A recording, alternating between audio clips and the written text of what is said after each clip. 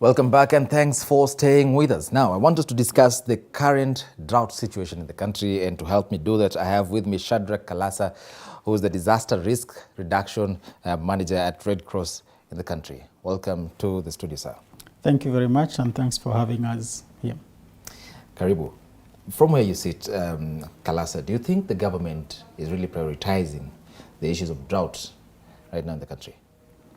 Yeah, definitely, because in the last few months, and especially with the new administration that has just come in, there's quite some work that has come in.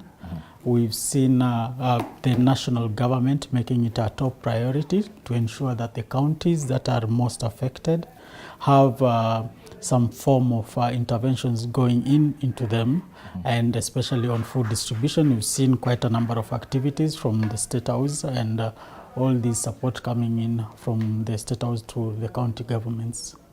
Yeah. But then again, Kalasa, and we really do appreciate such efforts being made by the national government for that. But we've done stories. Some residents in parts of Isiolo and Garissa are still complaining, saying that they've not seen that relief food. What could be the problem? Is it a logistical issue? Yeah, so it goes even beyond being a logistical issues. And currently, we're talking about numbers that are getting almost 5 million of Kenyans who cannot afford to have meals on their tables. And this, now to say, or to put it into perspective, is not quite a small task to achieve. And it's putting a lot of pressure not only to the government, even to the non-governmental organizations and all the support that's supposed to come in. So we've experienced a lot of challenges on the process of delivering this aid to the people, and unfortunately it is not going through all these process and stages where everybody can get the support that is required, mainly because of the resources, lack of resources, which is being number one thing here.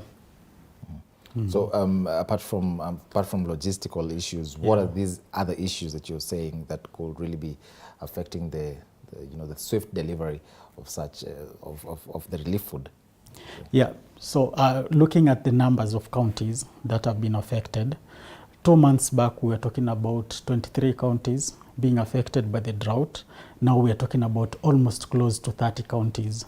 So these numbers keep on increasing. By the close of the year, probably we'll be talking of additional 2 or 3 more counties which require support. Then this now it means that getting aid to these all people requires quite a very good logistical plan, and then of course the availability of these resources that are getting to the people. So definitely this will cause some inconveniences when going through the process. We will also look at counties where they are. You know, the way that we've structured the government, that is having the national government, which is now the huge, I'll say the donor part of it, of the food that is getting to the counties. Then you have counties with their governments who are very far away from the national government, the central government. So getting food to Mandera, getting food to places like Wajir, Lamu, and all these, of course, now brings a challenge. Yeah. Kalasa, we've seen reports in the past where some counties, some farmers in some counties have some surplus food, and some even throw it away, saying that there's no market for it. And then on the other side of the country, we have the exact opposite, and it's the extreme. Where do you think the disconnect is? What can be done to ensure that the country is food secure?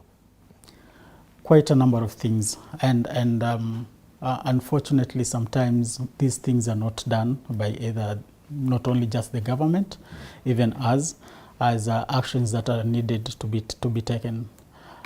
If you look at now the counties that are being affected, counties like Meru, which are supposed to be like a food basket for the country in general, you'll experience that some parts of those counties are also undergoing the same drought that you're talking about. Places in Meru, also counties like in Nyeri, where we will not expect drought issues to be of significance.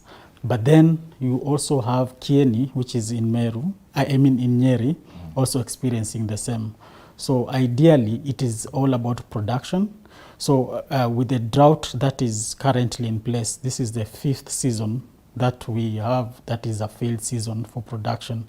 So it means if we do not have enough rains, then it will mean those counties cannot produce as much as required. So definitely, if they can't sustain themselves, then it will mean even for other counties which are normally around these counties and they get their support coming in from them, then they cannot enjoy that support. That is where we are today. Okay. Yeah. I'm sure you've toured many parts of the country due to your work as a disaster risk reduction manager for Red Cross. You've talked about failed rains. Do you think we are at a point now as a country that we should now start abandoning, or rather stop fully depending on rain-fed agriculture? Definitely. Definitely, if you look at what is being protracted in the next few months, that is the March, April, May rains that are coming in 2023 next year, still we might be finding ourselves in the same situation whereby the rains will be depressed, not much, and we're likely to find ourselves in a situation whereby we cannot continue depending on the rains. So again, being it a development priority for the government and even the non-state actors, I think in development we need to do a lot and make sure that efforts geared towards things like irrigation are given a priority, and we make use also of the water basins and water sources that we have in the country. So definitely moving away from rain-fed agriculture, that will be also a good relief for the communities. Slightly, just paint us a picture of how the situation is like. You're saying this is the 5th season that we've failed, we did not have a good production. You're saying the projections are not quite rosy from where you sit. Paint us a picture of what it is like. What will be the situation if we again miss another season of production? Definitely. So the situation is going to get worse, not any better. If we're going to miss this one, we've already counted it as a loss, and the amount of rainfall that has been recorded, it's quite insignificant in terms of how it can improve the general situation in the country. The picture right now is that we are in dire need.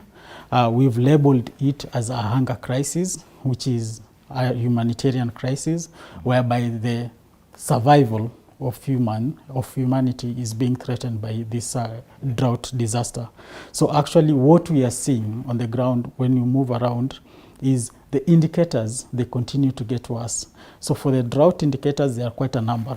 But the major indicators like vegetative cover index, showing that things are getting gloomy and gloomy. We are getting so much gray areas if you look around.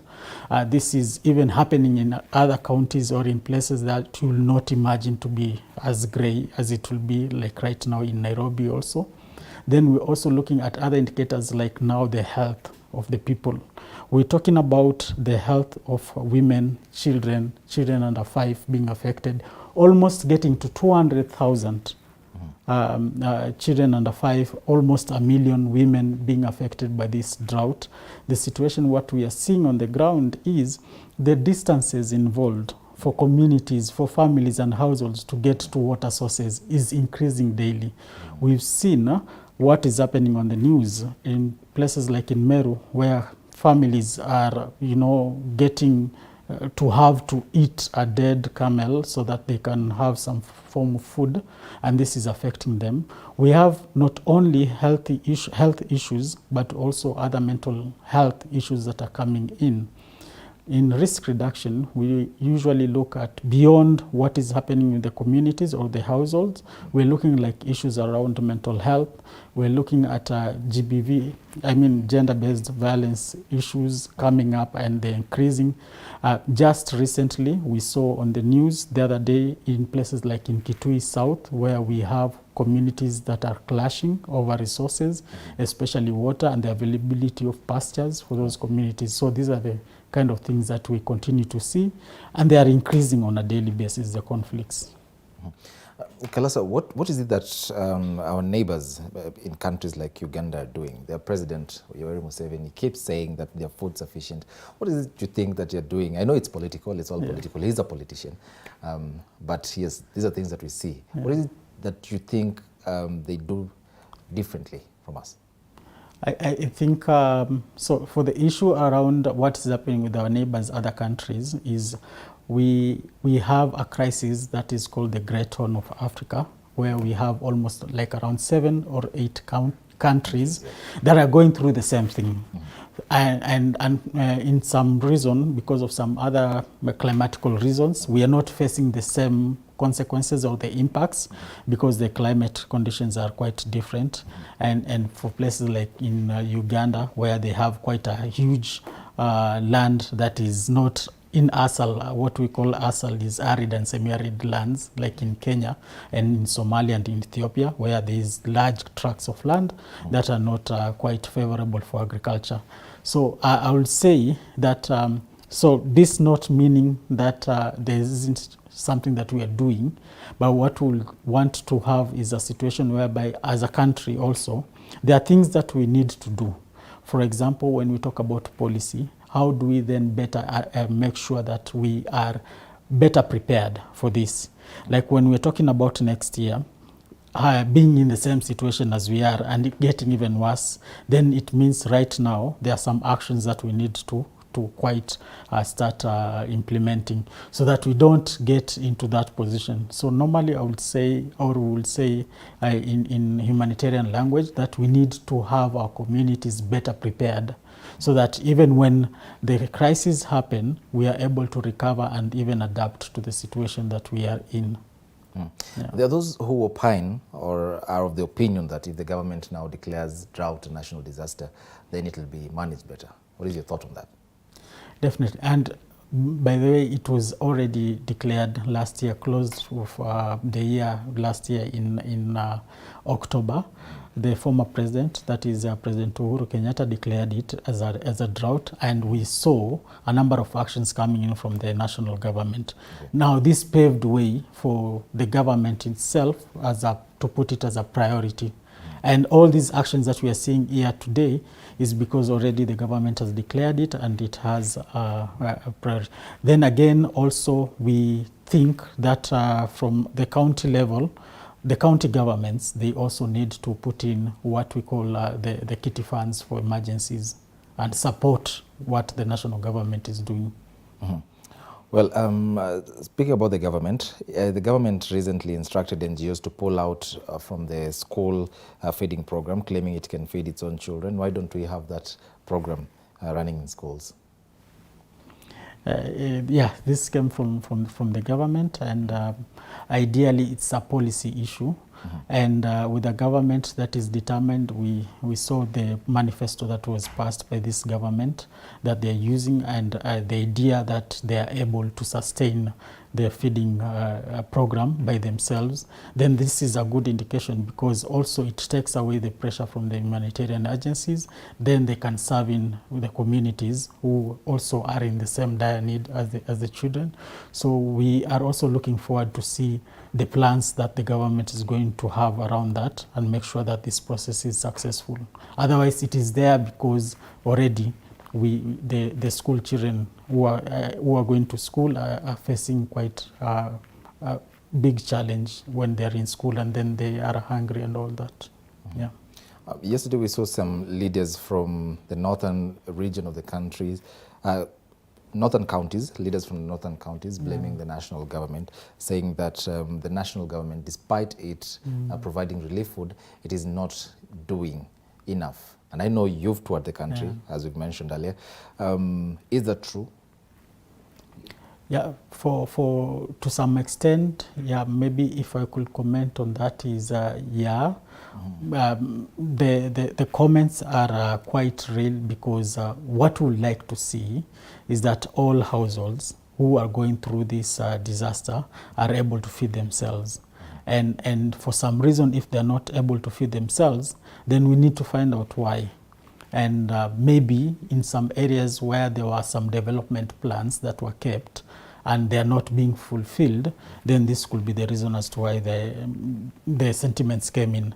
You'll know that from the northern region there's a lot of work that has always gone into things like provision of water and all these other things, and it's been a challenge. So if not implemented, then definitely those cries will come out. Yeah. I think at this juncture, I want to remind our viewer that you can be part of this conversation. You can SMS us live on 22047. That is our SMS line. And I can already see some feedback here. Someone is asking that we are just from an election. This is Mary Akinyi saying, we're just from an election, but ballot boxes reached the farthest corners of this country. When your guest says it's a logistical issue, what does that really mean? Interesting question, yes. I must say. Ballot boxes go to the farthest places in this country, but then now when it comes to food aid, there's always the issue of logistics and the way the areas are very vast geographically, and so people cannot get that relief food, the much needed relief food in time or on time. What do you have to say about that? I think that's as interesting as you'll put it, that that happens, and it's quite unfortunate. And I believe that it should be a priority to the government to make sure that these processes are done quite fast, and communities are able to receive the aid that's supposed to come in. You've seen that there are quite a number of strategies that have been employed, and I'll talk about what Kenya Red Cross does. For example, we through the process of trying to support communities, we really employ a lot of what we'll call as cash voucher assistance, whereby from where the help is coming in, it takes the littlest time to get to the communities who need to receive this support. So it will be M-Pesa or money transfer that normally goes to the communities. The communities are able to decide, and households on how to use the process. So we need to have complementary ways on how to go about these processes. So the government will look at not only just provision of food, the actual food that is carried all the way from one point to another, that takes time, but then also try to employ all these other things. And in social protection measures that have been taken for the most vulnerable members of the societies, we know very well that these have been planned for, and it needs to be integrated also on drought. Yeah. And I must commend you for the great job that you're doing. Let's talk about the issue of security now. How do you overcome that? There are places in the country that are prone to insecurity cases, deadly conflicts, I have to put it that way. Yeah. How do you overcome that? How does Red Cross get to such areas and ensure that you've really assisted the people who are really affected at the ground? The Kenya Red Cross, being a society, is all over Kenya, I would say, in the 47 counties where we operate, and we work with the same communities in both times when things are okay and when disasters happen. So it will not be very new for Red Cross to show up or to be in those communities. We live with those communities, and they understand what the Kenya Red Cross does. With our principles that we've employed within the Red Cross movement of impartiality, neutrality, and all these other things, we ensure, and we are very much determined to ensure that humanitarian assistance always reaches to the people who deserve it the most. And through this, we've been able to see that even in the faces of areas where it's very hard to reach, and we normally call them hard to reach areas, or even the last mile, where I would say the farthest point, we're able to get to those points, despite all these other challenges that might be there, for the simple fact that it is help and it is aid that is being given to the people. Yeah. Well, I have a question here. Someone is asking, we always have drought in the country. Are there lessons we can learn that can help in coming up with measures that can be put to work so that we do not lose lives as a result of drought? Interesting. Lessons learned? Yes, very many lessons learned coming in from the drought. We are talking about, right now, there's a very big discussion that is being discussed around on what we need to do very early. And in terms of humanitarian words, is that there's what we call early warning, early actions, and anticipatory actions, which means that we need to anticipate when a disaster is going to occur. Now, giving an example, we are talking about 23 counties, which maybe could be around 29 counties facing the same disaster. In terms of classifications and how they are being classified in drought phases, they are different. So you'll find that there are some counties, probably like in Machakos, just we saw the other day, they are trying to also do the same and provide relief food to the communities. Is what do they need to do now so that they don't get to a point where already places like in Marsabit they are. So we've learned that there are actions that need to be taken early so that they stop the communities from getting to a worse situation. And then there are also lessons that we are learning from the response work that we normally do on how to do better response to ensure that aid reaches the communities and the most vulnerable at a proper time. So these are the lessons that we are learning from all these things. And then, of course, we are also coming to a reality on climate change, that there's a possibility that things might not get better. Okay. So then what do we need to do? As Kenya Red Cross, we've always talked to our communities and asked communities that as we are doing the response in provision of food, so that communities or households have food on top of the table to eat, then there are things like drought tolerant seeds that need to be asked, communities need to be asked on how to employ those tactics, so that with the little rain that they are going to receive, then they need to strategize and see what can do better in those seasons. Yeah. Kalasa, there's someone who's asking about the issue of human, I'll rephrase it, it's of course about the human-wildlife conflict. He's saying that when they plant, the thirsty elephants pose some problems to them.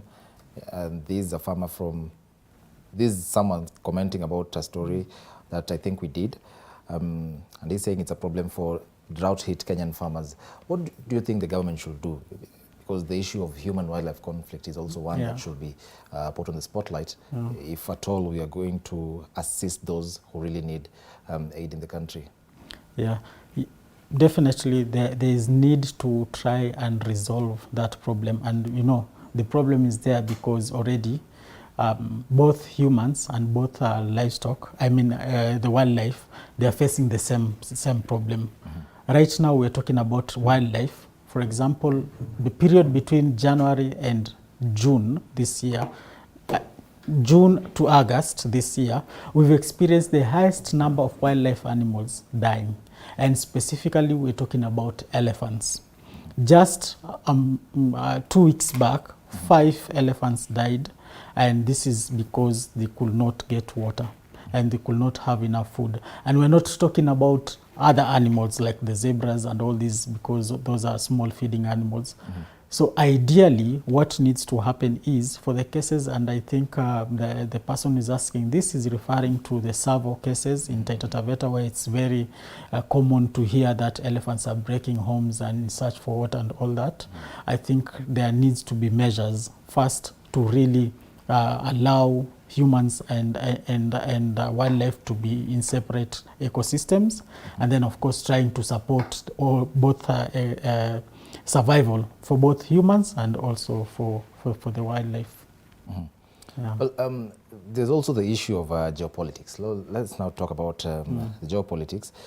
We've had a lot of climate change conferences in the country, in the world, and there's this argument that the Western countries breathe and then we take in the carbon dioxide. What do you think are some of the things that our leaders should do when they attend these conferences? What's the case that they should present moving forward to ensure that we mitigate the effects of climate change? Because this is actually one of the effects of climate change. Yeah, true. For that case, there's much that needs to be done by our leaders, especially from Africa and a bit of South Asia, because looking at the analytics that are being provided is that a huge component of this destruction that is coming in is because it's coming in from the most industrialized countries, because they are actually the most contributors of the fact that climate is changing. So with this happening in the most industrialized countries, the impacts are most in countries like in Africa, where we are doing the least. So I believe that conversations have always been going on.